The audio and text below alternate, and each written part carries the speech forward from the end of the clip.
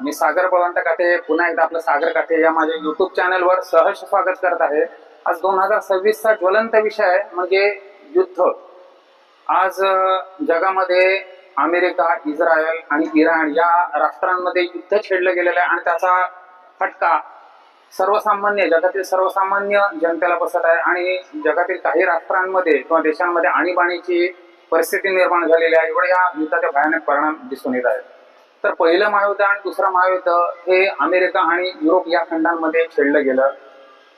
अतिशय हळू आवाजात बोलणारे, स्वतःला सुसंस्कृत समजणारे, ज्ञानी असणाऱ्या गोऱ्या लोकांच्या देशामध्ये हे युद्ध झालेले आहे। पहिलं जागतिक महायुद्ध, दुसरं जागतिक महायुद्ध हे या गोऱ्या लोकांच्याच देशामध्ये झालेले आहेत। आशिया खंडामध्ये युद्ध झाले नाहीत असं नाही, पण महासंवारक अशी युद्ध ही या गोऱ्या लोकांच्या देशामध्येच झालेली आहेत।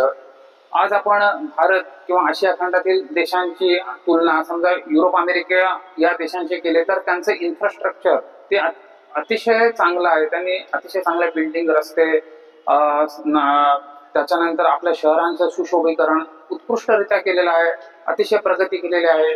आणि हे युद्ध छेडून समजा हे युद्ध छेडलं गेलं, अणुयुद्ध झालं किंवा हायड्रोजन बॉम्बचं युद्ध झालं तर संपूर्ण जगाचा विनाश हा अटळ आहे।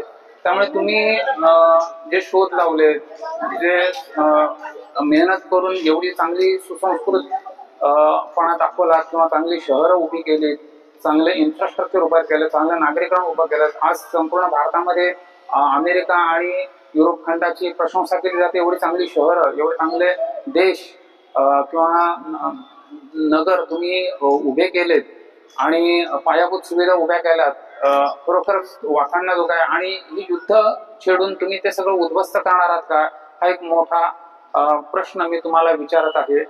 समजा हे युद्ध भडकलं तर जे तुम्ही एवढ्या मेहनतीने उभं केलेलं इन्फ्रास्ट्रक्चर आहे किंवा पायाभूत सुविधा आहेत त्या एका क्षणामध्ये नष्ट होतील। समजा अणुयुद्ध झालं किंवा हायड्रोजन बॉम्बचं युद्ध झालं तर संपूर्ण जग नष्ट होईल।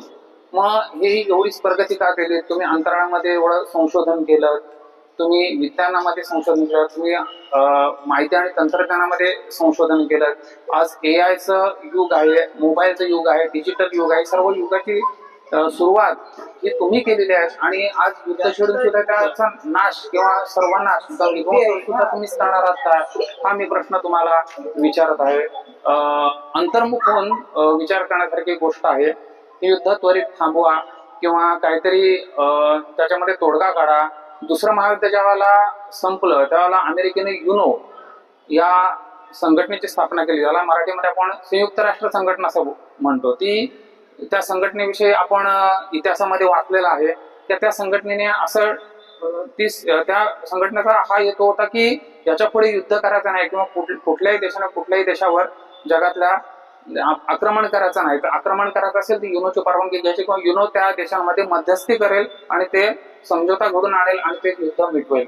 मग आज युनो कुठे गेली? आज इराण, अमेरिका आणि इस्रायल या देशांमध्ये जे युद्धाचा भडका उडलेला आहे ते युनो कुठे गेली? संयुक्त राष्ट्र संघटना कुठे गेली? हा प्रश्न मी तुम्हाला विचारत आहे। आणि शांततेच्या मार्गाने जा, जी प्रगती केली आहे ती प्रगती आणखीन वाढवा, विध्वंस करू नका, हेच मी या व्हिडिओच्या माध्यमातून सांगत आहे।